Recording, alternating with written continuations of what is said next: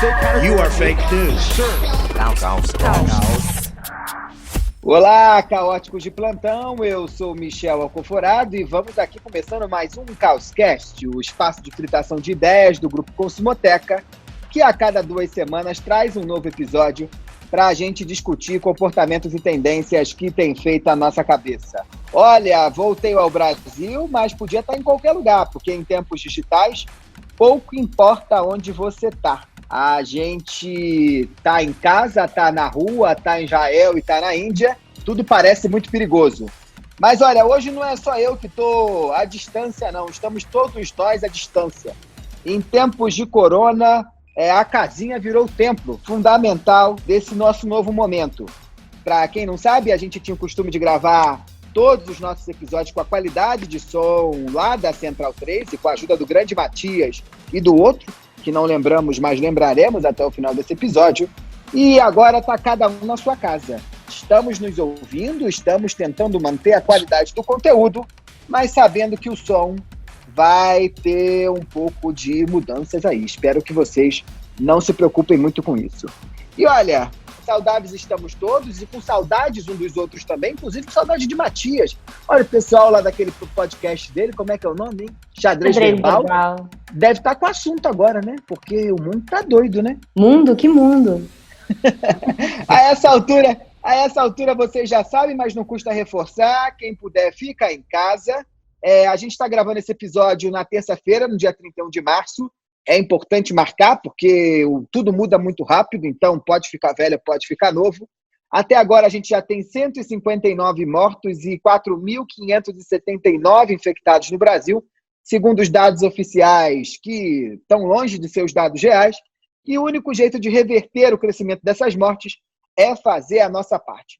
Óbvio que quem puder fica em casa, quem puder optar por isso deve fazer essa opção. Quem não puder, só se esforça para aumentar um pouco a segurança, álcool em gel, água e sabão, todas as proteções possíveis.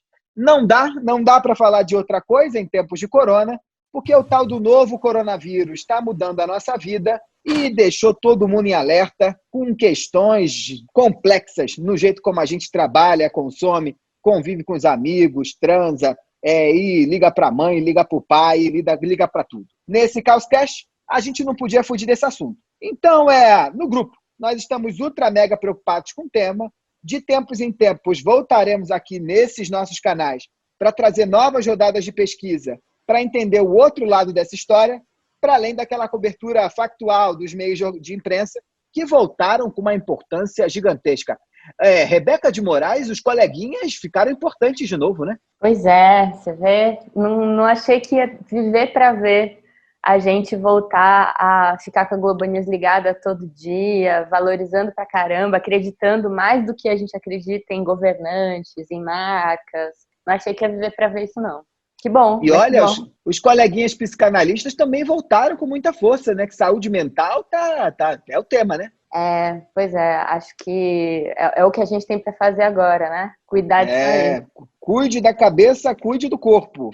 Nesse nosso 30º episódio, imaginem vocês, deve ser por isso que o mundo está virando de ponta cabeça, a gente começa com uma sequência de discussões sobre as mudanças de comportamento que essa pandemia já está trazendo para a gente. Olha, a gente vai falar dessa nova realidade, do isolamento físico, das redes sociais, das lives streamings bombando para tudo quanto é lugar. E nesse primeiro Caoscast do caos, quase uma redundância, mas o mundo está exagerado, nós vamos tratar um pouco dessa sensação de que estamos vivendo algo surreal, inédito, bizarro e irreal. E é claro que para falar com a gente sobre isso, temos que estar todos reunidos, cada qual no seu espaço. Marina Roale, você, que é líder de pesquisa do Grupo Consumoteca, está lá assumindo sua posição de trendsetter.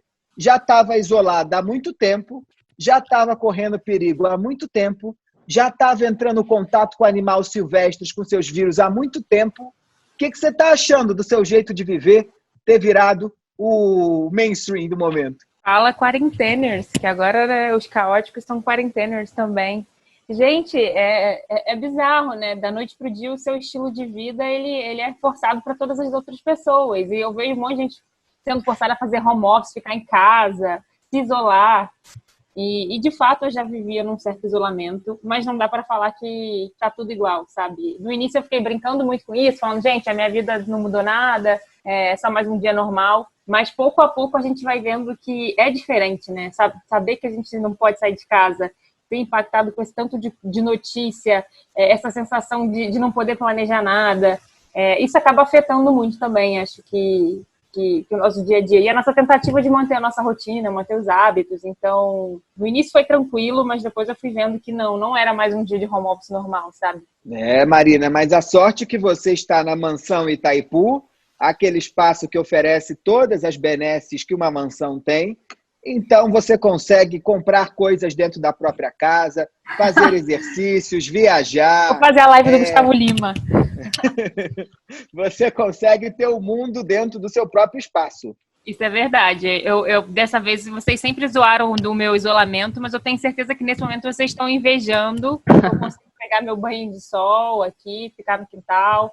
Dá para a família ficar junto sem que todo mundo fique tão espremido no mesmo cômodo. Se você quiser se isolar, você se isola ali no teu quarto. Como é a live do Gustavo Lima, Marina? A live do Gustavo Lima... Gente, o Gustavo Lima reinventou o conceito de live. Ele fez toda uma ambientação na casa dele, fez uma live que durou 5 horas, com um garçom, só que o garçom servia ele com luva e máscara, com toda uma encenação muito interessante. Então assistam, porque... É uma live ostentação? É uma live ostentação. Mudou o conceito de live, assim. Imagina se for tudo assim a partir de agora. Assim, acho que vai ser uma boa solução, já que os shows vão demorar a voltar, né? O Gustavo Lima é aquele cara que parece que mora numa loja da Havan, né? Esse mesmo. Tá bom, lembrei. Isso gerou um grande debate no meio artístico, né? Porque os artistas que estavam acostumados a fazer suas livezinhas com celulares reclamaram, disseram que ele colocou um novo padrão ali. E o troço fez tanto sucesso, que o Gustavo Lima, ele ganhou 1 milhão de seguidores nesse dia, durante a live, o que foi um recorde num tempo curto de horas. E ele levou essa live também lá para o YouTube. Aliás, eu acho que foi no YouTube. E ele teve o maior número de views do mundo de um artista, mais ainda do que o recorde que era anteriormente da Beyoncé. Então, foi um troço fora da caixa mesmo. Gustavo Lima, quem diria... oferecendo novidade para o mundo. Marina Roalha, aquela que está na mansão, e Thiago de Faria, com todo o seu bom gosto e ostentação, no grande Instagram dele, acompanhem, @Thiago Godard, é um prazer estético muito, muito bom. Thiago, você viveu um dilema nessa última semana, né? Porque você foi para um lugar, ficou isolado 1 semana, e quando você voltou, o mundo era outro. Que diferenças você viu entre o mundo que você pré-isolamento, no mato, sem nada, sem internet, sem nada, e pós-isolamento? Cara, eu levei um susto. Na verdade, eu levei um susto ainda lá. Eu estava isolado no meio do mato, numa casa de serra. Precisei de um item de supermercado e andei uns 40 quilômetros até a cidade mais próxima. E, para o meu espanto, a cidade estava fechada. Eu desconheci esse conceito de cidade fechada. Só estavam permitindo entrar quem residia na própria cidadezinha e circulação de profissional de saúde. Confesso que eu acho que eu sou do time de quem caiu a ficha um pouco tardiamente. E quando eu voltei e vi todas as notícias e vi que tudo estava girando em cima desse tema, eu fiquei realmente assustado, cara. Que loucura, hein? Foi pro túnel e voltou e nem precisou chegar na mansão Itaipu, foi mais perto, né? E Rebeca de Moraes, que é founder da nossa empresa irmã, Trop.Soledad, ela, por último, mas não menos importante, está aqui. Ela que já vive pensando no futuro, me gerou uma pergunta fundamental nesses dias, que é: Rebeca, o futuro chegou ou o futuro acabou? Olha, é difícil, né? Acho que as duas coisas. Eu acho que acabou mesmo, porque a gente não consegue pensar em futuro. Tem uma coisa o tempo ficou em suspenso, porque a gente não tem como se planejar para nada. Acho que isso gera uma angústia gigante na gente. O que eu vou fazer daqui 1 semana, daqui 1 mês, daqui 6 meses? Eu não sei, né? Porque eu não sei se eu vou estar fora de casa, inclusive, né? E é engraçado pensar que a gente planeja futuro em cenário, em geral, né? A gente que pensa tendência, pensa futuro em cenários que são minimamente planejáveis, né? Então, a partir de umas variáveis de hoje, né? Mudanças de comportamento, em tecnologia, até o andamento da política, né? Mas agora, os estragos de uma pandemia ou um desastre natural são variáveis que a gente não trabalha, porque é do imponderável, né?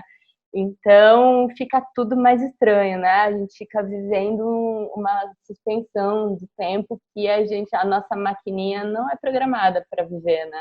Bom, e daí o que acontece é que fica tudo muito Black Mirror, né? A gente que falava isso brincando, mal sabia que a gente tinha um jeito de usar essa expressão que seria muito melhor relacionada com a realidade, né? Fica difícil não comparar com tantos filmes e séries que a gente assiste, né, de realidade distópica, que a gente costuma ver aí na Netflix. Aliás, tem até produção brasileira, né? O 3%, que é um filme de uma série de realidade distópica, ou Handmaid's Tale, né? Que é aquela adaptação do romance da Margaret Atwood, que projeta uma realidade que é alternativa, né? Em que os cristãos fundamentalistas tomam poder e as mulheres acabam sendo subjugadas. É bom isso, eu tô querendo ver. É bom essa série? É boa? É ótima. Difícil, não sei se vale a pena para esse momento. Eu não sei vocês, mas eu não estou encorajando ninguém a assistir nada de realidade distópica por agora, porque a realidade já basta. Vamos assistir umas coisas diferentes, mais leves, né? Vamos assistir série de vida normal, né? Eu vi que aquele filme Contágio tá no NetNow, voltou pra Netflix, tá todo mundo falando, postando dele. Parece que as pessoas querem ver agora na tela aquilo que a gente tá vivendo, né? E esse fim de semana, número 1 da Netflix foi o Poço, né? Que também é de uma realidade distópica. Pois é, eu fico me perguntando se a gente está tentando procurar respostas na ficção, né? Olha que loucura. Vamos ver o que vai acontecer, né? E não é só filme, né, Rê? Vale lembrar que entre os livros mais citados do século XX, hoje em dia, estão os infalíveis 1984, do Orwell, e o Admirável Mundo Novo, do Huxley, né? 2 exercícios literários de previsão de um futuro nefasto. Inclusive, eu não sei se vocês lembram, mas depois da posse do Trump na presidência dos Estados Unidos, teve uma disparada de vendas do 1984. Chegou a ficar em primeiro lugar nos mais vendidos da Amazon por algumas semanas. Para quem não conhece ainda, o 1984 é um livro que fala de um mundo pós-apocalíptico, onde cidadãos vivem uma ditadura e são observados 24 horas por dia pelos olhos do Big Brother, o grande irmão, que depois até derivou o programa televisivo, né? Que é esse Big Brother como a figura central desse regime. Olha, deve ser o segundo assunto mais falado no Brasil atualmente, depois do corona, né? Mas, enfim, isso é papo para outro programa. Confinamentos em geral. Olha, um outro livro também que eu aconselho todo mundo a ler, que eu acho muito legal, é o A Peste, do Albert Camus, que é um escritor, poeta e filósofo também. E ele tenta entender um pouco a condição humana diante da pandemia, que é muito interessante. Ele trata de uma 1947, que ele é escrito, né, no pós-guerra. É interessante ver que o Big Brother aí do George Orwell, ele é de 1948, então era um tempo bastante nebuloso, com pouca percepção de futuro também, dado que a guerra tinha acabado de acabar. E numa cidade na Argélia, em Oran, uma peste chega e isso faz com que as pessoas saiam de uma apatia e comecem a se levantar para lutar e construir o mundo que elas querem. É interessante ver, porque lá no livro tem esse negócio dos aproveitadores da pandemia, que é o momento que a gente está vivendo agora também, né? Essa semana mesmo estava vendo nos jornais, a tal da máscara saiu de R$5 para 200. E é importante ver também como é que muitas das vezes lá no livro eles falam disso, a desinformação leva à histeria, que é um pouco do cenário que a gente está vendo hoje. Então, a gente não está totalmente enfiado nessas confusões ficcionais dos livros e dos filmes que a gente tratou até aqui, mas as cenas que têm chegado até nós já são, por demasiado, impactantes, né? As cidades completamente esvaziadas, né? A Veja São Paulo, essa semana, acabou de colocar um vídeo mostrando São Paulo com as vias completamente vazias, sem carros e pessoas, durante a quarentena. O Papa, né? O Papa celebrando a missa sozinho na Praça de São Pedro. Eu, que não sou nem católico direito, assisti aquela missa inteira e fiquei muito, muito tocado com aquela cena, né? Foi muito simbólico aquilo. E os milhares de caixões sendo transportados dentro dos caminhões na Itália, num cenário muito próximo ao cenário de guerra. E cenário de guerra, eu me vi mesmo na volta ao Brasil num movimento mais ou menos parecido, né? Eu brinco que Eu tinha várias vezes a sensação de que eu estava querendo fugir do lugar de guerra e as fronteiras, e naquele desespero de ir embora, sabe? Para quem não sabe, eu fui para Israel e depois eu fui para a Índia, e eu fui fugindo mesmo do fechamento das fronteiras, já que do corona não dava para fugir. E lá em Israel, logo que eu saí, o Netanyahu fechou as fronteiras, e na Índia eu vi todo o processo de crescimento da quarentena ou das restrições individuais por conta da pandemia, até que eu deixei a Índia no último dia. 2 dias depois, o Modi, que é o presidente da Índia, decretou o lockdown, que é o maior lockdown da história da humanidade, onde 1,3 bilhão de pessoas ficaram presas dentro de casa. Por mais que a gente não tenha essa distopia aqui instalada, é chocante perceber que esses hábitos e planos eles estão sendo transformados contra a nossa vontade e sem que a gente possa fazer nada. E o que resta é a gente, diante de coisas que ninguém está entendendo, mas a gente precisa entender, mais do que chegada a hora de dar nome aos bois. Bois. Bois, bois, Bois. Bois. bois, bois. Bois. Nome aos bois. Marina Roali, qual é o nome do boi de hoje, hein? Hoje a gente vai falar de realidade distópica, que é sobre existir nesse mundo em que tudo deu errado, em que tudo é diferente do que a gente pode chamar de normal, né? Distopia já é um termo bastante usado na literatura de ficção científica, vocês até mencionaram bastante aqui no início do programa, e como o nome sugere, ele é o contrário da utopia, né? Enquanto a utopia é aquele mundo lindo, maravilhoso, otimista, né, onde tudo deu certo, o mundo distópico, ele fala de um presente ou de um futuro onde nada deu certo, né? Que é completamente errado e completamente disfuncional. É um cenário onde a gente compartilha um medo coletivo, né? E eu, pelo menos na minha existência, acho que é a primeira vez que eu estou vivendo uma sensação tão forte de medo coletivo, sabe? Eu já tive muitos meus medos individuais, mas esse medo onde eu olho para o lado e eu vejo que está todo mundo sentindo também, isso é muito novo. E na realidade distópica, esse mundo errado e disfuncional, ele passa a ser a nossa rotina.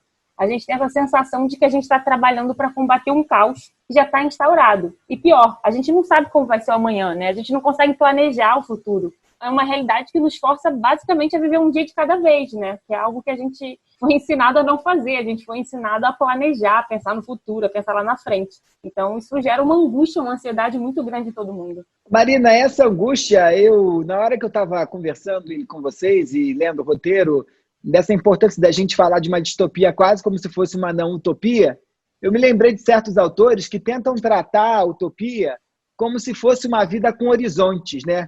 A utopia é quase como se fosse essa terra prometida, que o horizonte que ao mesmo tempo te dá liberdade e te movimenta a querer buscar, mesmo sabendo que você não vai encontrá-la, né? Mesmo sabendo que ela não vai se realizar. E parece uma sensação que eu tenho visto muitas pessoas falarem, que parece que nesse momento que a gente está distópico, da distopia, o horizonte sumiu, né? E talvez isso seja um ponto importante de construção dessa ansiedade, dessa asfixia que os tempos de hoje estão trazendo pra gente, né? Muito.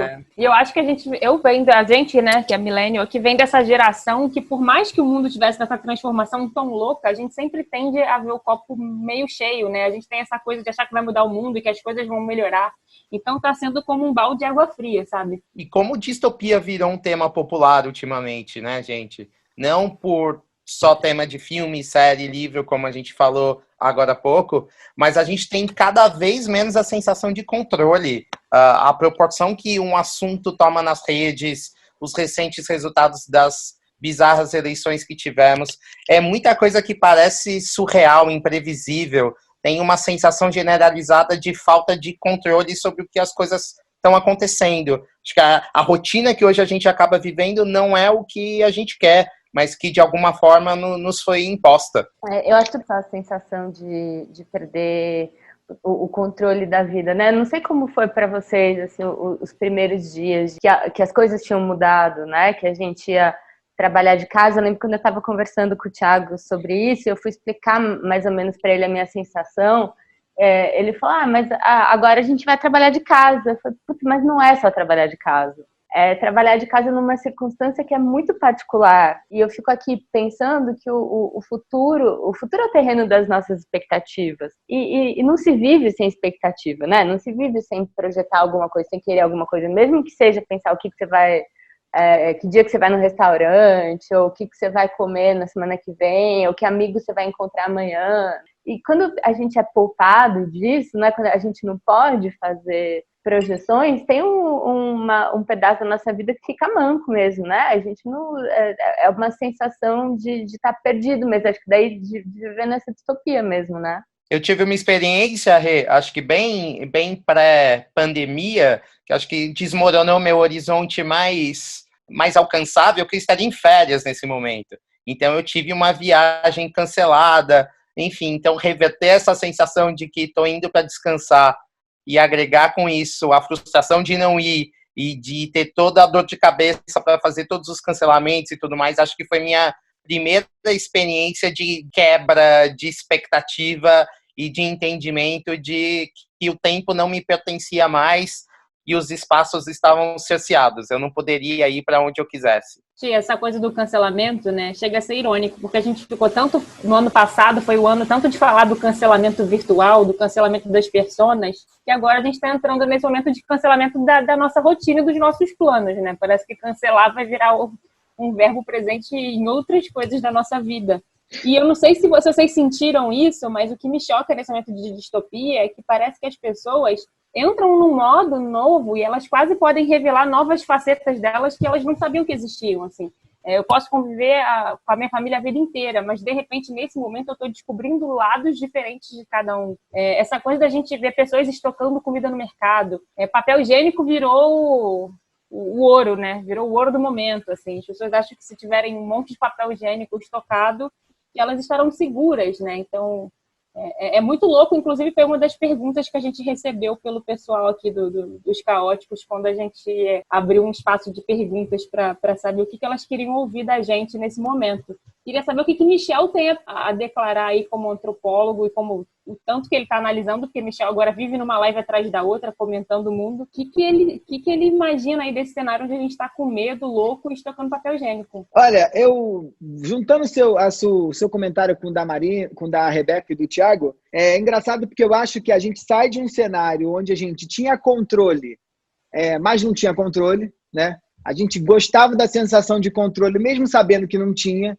Era quase como se a gente fizesse planos sem a certeza de que eles iam se realizar, mas só a ideia de que tínhamos planos já nos movimentava. E a gente entra num cenário que é quase o sem controle, onde não há nenhuma possibilidade de construção de plano e o movimento, claro, é quase como se fosse aquele senta e espera, né? Você não tem muito o que fazer. Senta na tua casa e aceita a quarentena, espera, senta e espera. E é engraçado que o mote das redes sociais e o mote que vai movimentando as interações hoje, as palavras de conforto entre as pessoas, não é mais você vai conseguir, você vai mudar, é só você querer. É tipo, vai passar, né? Então, a nossa completa impotência diante da vida vem se configurando como ponto fundamental. Aí, talvez o único lugar que a gente possa escolher ainda alguma coisa é na hora de comprar. É engraçado que em todo lugar do mundo essa ideia de papel higiênico veio com muita força, né? Na Austrália tem vídeo de pessoas desesperadas por papel higiênico, na Alemanha também, nos Estados Unidos, no Brasil rolou isso, eu não estava aqui. Também tinha um desespero por papel higiênico? Rolou. Rolou. Tinha, e no supermercado estão até limitando a quantidade. Eu acho que tem um ponto importante aí, é que todo o nosso processo de compra e consumo está baseado em dois setores fundamentais, né? Aquelas coisas que a gente acha que são básicas e aquelas coisas que a gente acha que são supérfluas, né? E nesse momento de pandemia, nesse momento de quarentena, há uma completa reorganização daquilo que é básico e daquilo que não é básico. Então, esse cara pré-quarentena que está pensando no desespero de como é que ele vai se virar durante a pandemia aí, ele começa a recalcular completamente aquilo que ele precisa comprar para poder sobreviver. Então, ele pensa, preciso de água, que o consumo de água aumentou a beça, precisa de álcool em gel, que aumentou a beça também em todos os lugares do mundo, processo de sanitizers, né? Como é que fala isso? Água sanitária, cloro, né? Essas coisas que limpam e desinfetam a casa, aumentou pra caramba também. Termômetro é um negócio que virou item básico, que era supérfluo. E papel higiênico é um dos elementos fundamentais também da nossa concepção de humanidade. E não importa o cenário com pandemia e sem pandemia, é básico. Sem ter muitas coisas para além disso para comprar e com uma percepção de urgência maior diante desses produtos que garantem ainda um senso de humanidade ou alguma existência, o desespero por papel higiênico começa a ganhar algum sentido. Acho que a psicanálise permite que a gente faça uma avaliação meio curiosa disso, que como nesses momentos de epidemia, né, de contaminação, a gente às vezes se fixa por alguns objetos. Acho que o papel higiênico, que está relacionado, obviamente, né, à limpeza, tem meio que uma ideia de você conseguir se limpar de alguma coisa que pode ter te contaminado, né? Então, quando você está no banheiro, evacuando, sei lá, o corpo está rejeitando, na verdade, o que não te serve mais, né? Então, tem uma metáfora aí desse papel higiênico que é feito para limpar e a nossa vontade de evitar uma contaminação, né? Além dessa ideia de que você pode estar evacuando medos, enfim, daí acho que as pessoas escolhem se fixar em alguns objetos que podem dar a elas a sensação de se livrar dessa contaminação, né? Uau. Os psicanalistas já estão falando disso, é? Olha, eu tô, né? Espero que tenha Então. Essa ideia, então, de que o papel higiênico... Então já temos. Você começou o movimento, porra. Agora é o momento que você precisa se apropriar. Tipo, eu estou instaurando psicanalistas do mundo univos. Não, mas acho que a psicanálise pode ajudar muita gente a pensar, acho que não só a tratar do que a gente está pensando, mas também a pensar um pouco mais do que a gente vê de comportamento por aí. É que é muito louco isso, assim, basicamente o que vocês estão falando é que nesse mundo de tanta incerteza, a gente vai buscar pequenos gatilhos de certeza e esses itens básicos que a gente pode ter na nossa cesta, eles meio que viram pedacinhos de estabilidade, né? Tipo, eu estou seguro, eu estou pronto para encarar o caos, já que eu tenho uma despensa cheia de papel higiênico, álcool gel e itens de limpeza. Pois é, outro exemplo disso, que me lembrei agora, é um monte de homem que está tirando a barba, né? Que eu acho que é um movimento meio parecido, né? Tem que tirar de mim tudo que pode lembrar contaminação, né? Tudo que pode estar sujo. Tem uma controvérsia em relação a isso, né? Eu já li outros estudos dizendo que a barba ela só é recomendável tirar por conta das pessoas que trabalham no setor de saúde, porque a máscara, junto com a barba, ela não consegue se fixar muito bem ao rosto. E aí ela gera algum movimento. Mas já vi um monte de gente nas redes sociais que tinha barba tirando. Eu me recusei porque disse que não vou abrir mão do meu ponto fundamental de identidade, porque não estamos em guerra. E eu não sou refugiado de guerra ainda. Então, mantive a barba, apesar das recomendações das redes sociais mandarem eu tirar. Difícil recomendações das redes sociais também, a gente tem que tomar um cuidado mesmo, né? Tem muita controvérsia. Agora, a gente está aqui discutindo se tem barba, se não tem barba, se estoca ou não estoca papel higiênico, mas é importante a gente falar também que, e principalmente do que a gente vem pesquisando lá no grupo, que tem todo esse impacto que essa realidade distópica traz na nossa vida, né? A gente aqui está se sentindo nessa vida de quarentena, enclausurado e tudo mais, mas essa rotina ela foi impactada de formas diferentes para as classes diferentes no Brasil, né? Eu acho que essa distopia ela também está servindo para mostrar para a gente uma realidade que muitas vezes foi fácil jogar para baixo do tapete também, né? Essa coisa do nem todo mundo pode ficar em casa, né? Pois é, na nossa primeira rodada de pesquisa sobre o coronavírus, que a gente fez lá no Grupo Consumoteca, a gente descobriu que só 33% dos brasileiros estão fazendo home office. Às vezes, pela nossa timeline, parece que é todo mundo, né? Mas quando a gente olha para o Brasil todo, é só 33%. Então, se de repente você conhece outras pessoas que podem trabalhar de casa, isso quer dizer que vocês todos fazem parte de uma minoria perto do resto do país, né? Isso serve também para falar de realidade distópica, né? Esse cenário surreal que a gente está vivendo não é o mesmo para todo mundo. Tem muita gente que está perdendo trabalho, ou mesmo se arriscando para ir trabalhar, porque não tem outra opção, né? A gente escuta que é preciso ficar em casa, usar álcool gel, lavar as mãos, como o Michel bem lembrou no começo do episódio, mas a verdade é que a gente vive no Brasil e aqui tem muita gente que vive amontoada, 7, 8 pessoas da mesma família morando no mesmo cômodo, muitas vezes sem ter água encanada ou tendo água encanada só em alguns momentos do dia. Acho que a gente tem que lembrar que a gente tem realidades muito diversas e que isso... as pessoas têm a vida impactada de formas muito diferentes. E eu acho que tem uma coisa desesperadora em cima disso, né, Rê? Que eu acho que muitas das informações oficiais que estão sendo fornecidas hoje desconsideram a realidade de uma parte dessa população, né? como você falou, gente, que o fica em casa não resolve, porque eu tenho que sair de casa para ganhar a grana para ganhar meu almoço, ou essa questão da densidade territorial dentro das casas, então a máxima de isolamento corpóreo ali não funciona. Então acho que a gente tem que ter um tipo de orientação oficial, governamental nas mídias, como essas pessoas que têm realidades mais restritas podem se proteger nesse momento, né? Nem o lava-mão é uma realidade possível para todo mundo. Olha de que lugar miserável que a gente está falando, né? Sim, lembrar que no Brasil, quase 50% da população não tem serviço sanitário, né? Quando essa quarentena começou assim oficialmente, né, que a mídia se mobilizou e começou aquela contagem mais oficial aí de todo mundo, eu lembro que aqui no Rio, o Complexo do Alemão, né, que é uma grande comunidade, estava sem água. Né? Então, como é que você faz todo esse trabalho de fica em casa, se cuida, a gente aqui se estocando um lado da bolha está estocando álcool gel e tem um outro lado que não está conseguindo lavar a mão, né? E aí a gente viu que o medo de perder o emprego alcança aí 25% das famílias aí, das pessoas, quando a gente fez essa nossa pesquisa quantitativa também. Gosto muito dos 2 pontos que vocês trouxeram, porque o vocabulário de classe era um assunto que estava um pouco de lado há bastante tempo, e agora ele volta com toda a força, né? É importante ver que nesse momento de quarentena e pandemia, o que se cobra dos mais pobres é quase um curso de classe média. Eles têm que começar a lavar as mãos 24 horas por dia, eles têm que começar a ter cada um seu quarto, seu banheiro, o sonho da suíte, né, que é o grande desejo da classe média brasileira.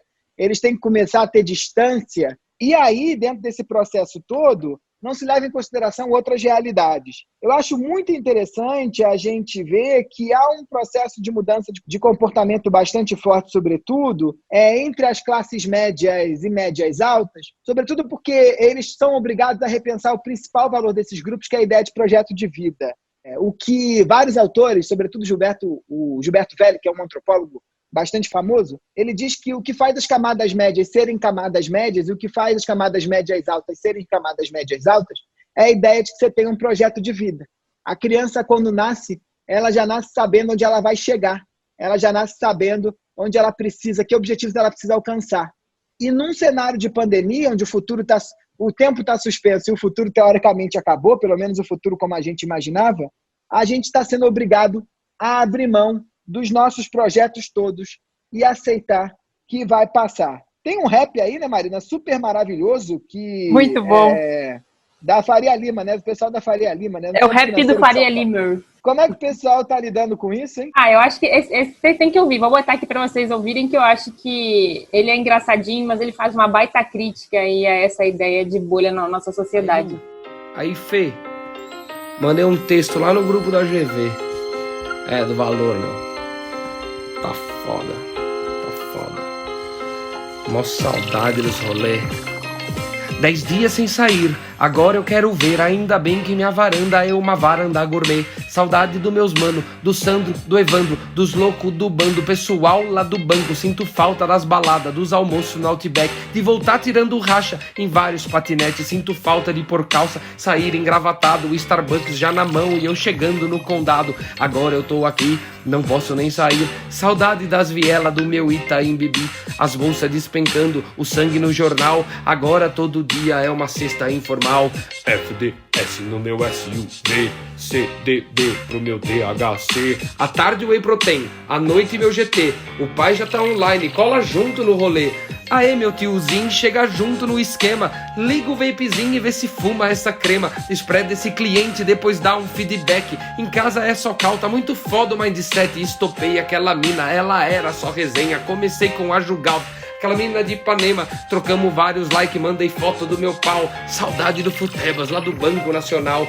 Agora aqui em casa eu sigo na deprê. Canal off tá no mudo, na minha TV. Ainda bem que minha mãe não dispensou a Dona Glória. Ela faz um pavê muito da hora. Às vezes eu sinto falta de uma coisa muito séria, tipo cola no JK e compra roupa da reserva. Lembra aquele parça, o Luquinha da FAAP? Moleque tava em choque me falando da startup. Enfim, irmão, eu vou ficando por aqui. Era só um desabafo. Agora eu vou dormir. Esse vírus que não acaba tá me enchendo de problema. Amanhã um novo dia aqui nos cantos de Moema. Marina, muito bom, hein? E aí? É engraçado, mas dá um soquinho no estômago também, né? Porque acho que brinca um pouco com o linguajar aí do paulista e tudo mais, mas eu acho que tem muito Faria Limer no Brasil inteiro nesse momento. Tem muita gente que tá aí chateado que, tô em casa e meus planos estão sendo adiados, mas tem ali uma Dona Glória fazendo sua comidinha e essa Dona Glória ainda tá pegando transporte público, aglomeração, tá tendo contato com a sua família e não tá tendo aí a mesma proteção, né? E ela nem sempre pode dizer que não vai trabalhar porque ela tá com medo de perder esse emprego. Então, fica aí uma reflexão. Pois é, eu acho bem engraçado quando eu ouvi esse áudio, fiquei pensando nas coisas que ele fala que tem saudade, tudo. Até isso parece, tem essa carga de distopia, né? Porque tudo que a gente tem saudade, eu não sei se a gente vai voltar a ter do mesmo jeito que a gente teve antes. Tudo vai ser diferente, né? E é um diferente que a gente não sabe como, né? É uma rotina que a gente sempre falou tão mal, né? A gente até fez aquele episódio que a gente fala do clichê da rotina. Eu avisei para parar de falar mal da rotina. Você falou, Rê, para parar de falar mal da rotina e agora tá todo mundo com saudade da rotina. Eu acho que aqueles pequenos momentos do cotidiano. Outro dia um amigo meu falou que até de ficar preso no trânsito tá com saudade, sabe? Porque... mas aí também avacalhou, né? Disso aí não pode ter saudade. O céu tá melhor, o céu tá menos poluído, né? Os meteorologistas estão falando sobre isso, né? Sobre como o nível de poluição baixou absurdamente. Disso não pode ter saudade, não. Não pode ter saudade de carro, não, gente. Desculpa. Mas acho que é mais para essa sensação de que naquele tempo tudo funcionava, né? Aquela ilusão dizendo que o passado era mais confortável que o presente. Pois é, acabou. Eu vi hoje um meme catastrófico poético que era meio sorte de quem colecionou momentos para lembrar. E eu tô vendo muito esse movimento da memória, né? No Instagram. Não é só mais TBT, é só o TB, as pessoas rememorando seus momentos e ansiosas por voltar a vivenciá-los. Bem, chegamos aqui na nossa dica de ouro. Olha, do meu ponto de vista, aqui como um simples consultor e antropólogo, junto com meus queridos que nos acompanham nesse podcast, eu acho que o momento, né, Rebeca, é tratar meio que todas as áreas das grandes empresas como um comitê de gestão de crise. Os velhos manuais já não servem mais, as velhas teorias não estão mais se aplicando à realidade. Então, o caminho é ficar com o pé dentro e com o pé fora, muito atento aos sinais. Pois é, acho que é engraçado a gente falar numa dica de ouro diante de uma realidade distópica, né? Mas acho que a dica possível para quando a gente pensa no que as empresas estão fazendo, ou podem fazer, devem fazer diante disso, acho que a gente precisa olhar para esse momento como da mesma forma que se olha para uma crise, né? Por uma crise, seja ela qual for. Então, acho que tudo que a gente sabia sobre quem a gente é, sobre o jeito que a gente compra, sobre o jeito que a gente se comporta uns com os outros, não vai existir mais. Acho que ninguém vai sair desse momento igual, não tenho nenhuma dúvida disso. Então, acho que o negócio é começar a pensar em novos manuais, né? Tentar tirar um pouquinho o pé do acelerador aí e pensar nesse momento como um momento muito particular. Então, tentar dar um passinho para trás, olhar para o que está acontecendo, tomar um pouco de fôlego e entender um pouco quem você é, o que você está fazendo, o que as pessoas ao seu redor estão dizendo, para daí, acho que, tomar atitudes que sejam condizentes com um momento que é novo, né? Então, já estamos chegando no final, é mais do que na hora, irmos para aquele momento onde abrimos nossos coraçãozinhos e compartilhamos dicas, consultas, assuntos, teorias, mandigas, tudo aquilo que a gente acha que faz sentido para aqueles 14 que nos ouvem. Joga na roda. Joga na roda. Joga na roda.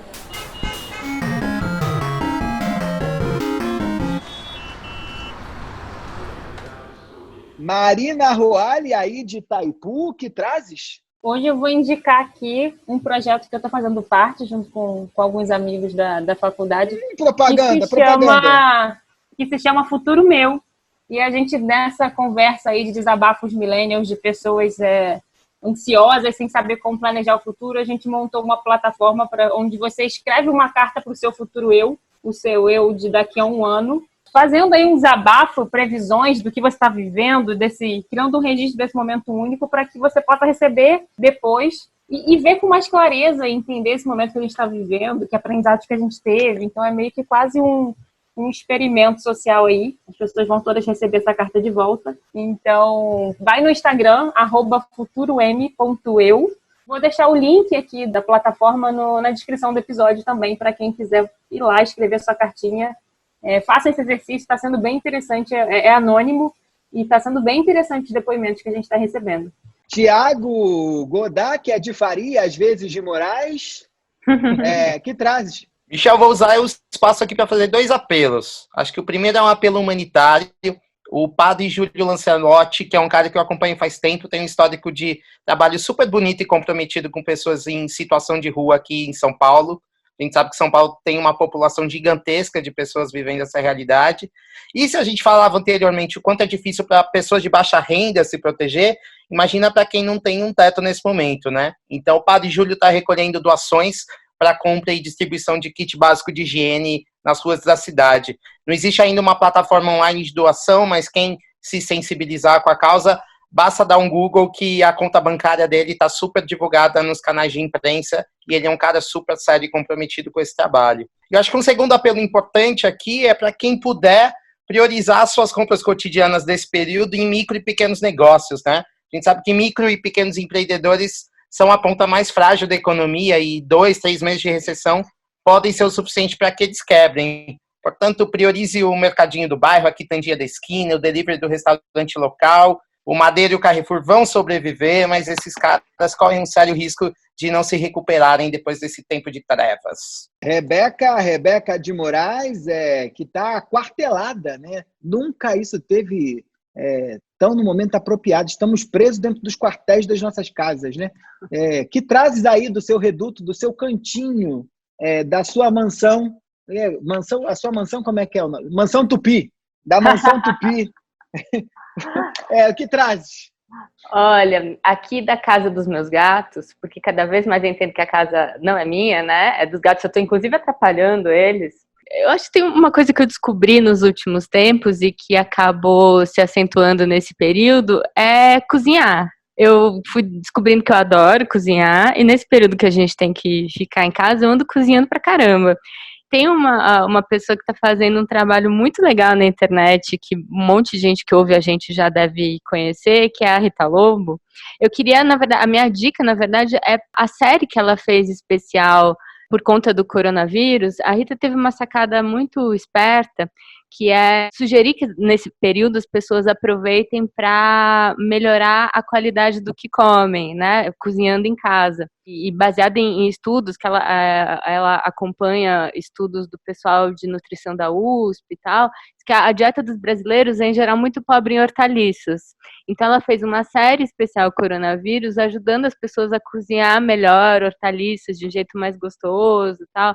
Eu achei uma puta sacada. A Rita faz cozinha de um jeito muito simplificado e gostoso. Ela filmou da cozinha de casa, com o filho filmando, junto com o marido.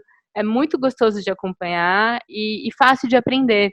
Então eu indico aí para quem tá como eu se aventurando mais na cozinha, que dê uma olhada nesse conteúdo da Rita Lobo, que é super inspirador e instrutivo. Rita Lobo é rainha. Rainha. Rita Lobo é rainha, mas não é para quem está no sobrepeso. No outro dia, a Rebeca me indicou que eu assistisse a Rita Lobo cozinhando feijão numa live do Instagram. E eu fiquei com uma fome absurda e não fez bem para minha dieta. Mas você pode consumir o que quiser. Mas é super nutritivo, arroz com feijão é sucesso. Vai lá. Vai falar com a nutricionista fitness que acompanha a gente aqui. A minha dica é um livro, né? Como sempre, é um livro que se chama A Nova Idade das Trevas, do James Bridle. Ele tenta entender um pouco do impacto da tecnologia sobre a nossa percepção de tempo, sobretudo sobre a nossa percepção de futuro, que mudou muito por conta disso. Certamente o corona não é um problema tecnológico, pelo contrário, né? Reza a lenda que é até um problema bastante biológico, olha, só biológico, por conta do mau uso lá dos mercados chineses, de vários animais, inclusive silvestres, convivendo com humanos no mesmo espaço, mas eu acho que ele dá um pouco do tom dos tempos que se avizinham. Foi isso, dado que jogamos na roda, está na hora do Manda Zap. Marina, recebeu? Recebi sim, Michel. E nada mais justo do que começar com a Nath Chiarelli, que pediu para a gente comentar sobre coronavírus. Ela mandou um textão, gente. Não daria para a gente ler o texto aqui, é bem grande que ela mandou para a gente. Ela comenta sobre essa sensação de insegurança, né? Que não tem nada a ver com o que ela entendia como o espírito millennial, que fala de liberdade, de largar tudo, de se jogar no mundo, largar um emprego para seguir o sonho, para viajar, para empreender. E aí ela fica com essa questão e pergunta para a gente se, de alguma forma, essa epidemia vai mudar o jeito como as próximas gerações vão se comportar. Nath, essa pergunta é ótima e assim, ela está muito no centro do que a gente está pesquisando e investigando aqui nesse momento de pessoas vivendo pandemia. E com certeza, as próximas gerações não vão sair imunes a essa mudança no mundo, né? E não só as próximas gerações vão mudar, como as gerações que estão vivendo no mundo agora e coexistindo e coabitando na mesma casa em quarentena estão sentindo o impacto e estão vivendo transformações diferentes. Tiago, que trazes? A gente tem aqui também uma mensagem do Caio, @CaioWS, que mandou emojis emocionados, chorando, dizendo que é super nosso fã e que se tornou nosso 15º ouvinte. Então acabou a piada dos 14 ouvintes, pessoal. A gente já tem 15. Muito obrigado, Caio. Bem-vindo ao barco. Não sei não, hein? A audiência varia. A beça muda, cada dia perdemos, né? Pessoas e outras entram, mas já aviso que há uma disputa bastante grande pelo lugar do 15º. Vários e vários ouvintes brigam por essa posição. Rebeca de Moraes, que trazes? Sabe que a gente perguntou para o pessoal no Instagram o que eles queriam ouvir no programa em tempo de quarentena, e a Mari Flash, vai saber se eu pronunciei direito, hein? Será que é Flash ou Flecht? Alemão? Bom, enfim. A Mari mandou uma reflexão super legal sobre o assunto. Aliás, me desculpa se eu tiver pronunciado errado o seu sobrenome, Mari. E ela disse que os filhos dela já lidam com o isolamento de uma forma muito mais sociável. Ela escreveu assim, ó. Enquanto a gente trabalha remotamente, os filhos, ficam socializando com todo mundo pelo videogame, aplicativos de celular e, claro, a rede social favorita deles é o TikTok. Vocês têm TikTok, gente? Eu tenho, mas não sei dar porque não tenho idade, né? Eu no TikTok é bizarro. Eu não tenho mais idade para ficar rebolando, dançando na frente da TV, imitando uma música, né? Mas eu adoraria, acho que faz todo sentido. Eu morro de medo da gente ser obrigada um dia a ter que aprender a lidar com isso. Vamos falar na semana que vem, Michel? As coisas estão mudando tão rápido. Sei não. Mas quem sabe semana que vem você não tá dançando no TikTok. Se pagarem, eu faço qualquer coisa. A Mari, eu acho que ela foi cliente da gente quando ela morava aqui no Brasil. Ela tem 2 filhos lindos, mas ela se mudou para Nova York agora, nesse momento. Então, ela está vivendo a quarentena a full. Se for a Mari Fleischer mesmo, a Mari Fleischer que eu conheço, e que eu acho que beijo grande para você. Se não for, beijo grande para você também. Pois é, bom, Maria, esse é um insight super legal e com certeza a gente vai falar mais sobre como as diferentes gerações estão, de fato, lidando com a quarentena de jeitos muito diferentes. Olha, eu aqui recebi zap, mas Rebeca, eu acho que recebeu o mesmo zap, e queria falar, porque foi muito carinhoso, foi da Joana Campos Silva, que é a nossa ouvinte, uma das primeiras, hein? Lá de Portugal.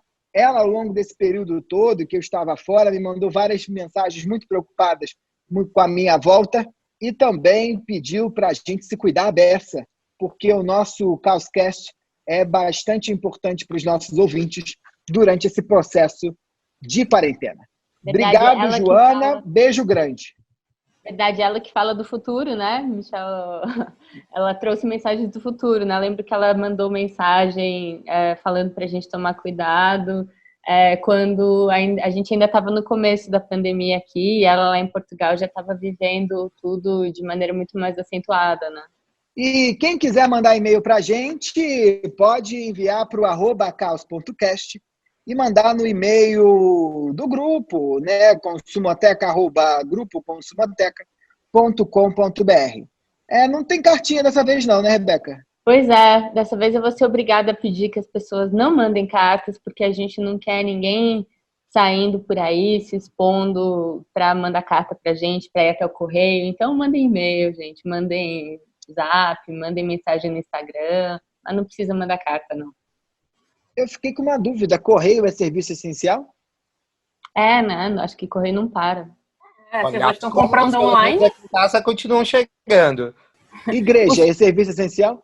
Isso, abre um episódio só pra gente debater isso, hein? Vamos Eu acho que a fé parando- é essencial, mas aí a igreja de cada um é variável, né? Vamos parando por aqui, porque chega de polêmicas.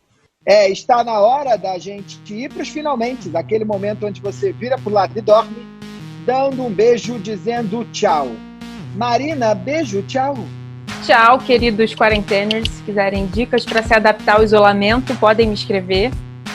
E queria aproveitar e lembrar aqui que a nossa promoção com a Clichê, nossa patrocinadora de rosé, que eu tenho bebido muito, não sei vocês, né? Mas é só o que nos resta. E a nossa página, que tem lá uma promoção com eles, está no ar até o dia 5 de abril. Então, se você está dando a sorte de nos ouvir assim que sair esse episódio, corre lá e faz logo o seu estoque para quarentena, porque eles estão entregando. Vocês podem encontrar essa promoção no nosso link da bio do Instagram. Tem uma página lá só para os caóticos, onde a gente tem 10% de desconto e frete grátis. Então, aproveitem. É o patrocinador de um podcast de 14 ouvintes. Faz sentido? Não faz. Mas, Rebeca de Moraes, beijo. Um beijo, queridos. E lembrando que acho que agora é hora da gente exercitar outros tipos de presença na vida de quem a gente gosta. Então, sejam criativos dentro dos limites da segurança, da sua segurança e dos outros. Criem, se inventem. Tiago Godade Farias e de Moraes, que traz. Beijos. Beijos caóticos, paz de espírito nesse momento e quem puder, por favor, esteja em casa. Eu sou Michel Alcoforado e me despeço com beijos e sem as borbulhas de Tiago de Farias, mas com bastante carinho. Lembrando sempre que esse aqui é um podcast de Beatriz Quessara e Marina Roale, e a edição fica por conta do grande Wesley Xavier. Tchau, tchau.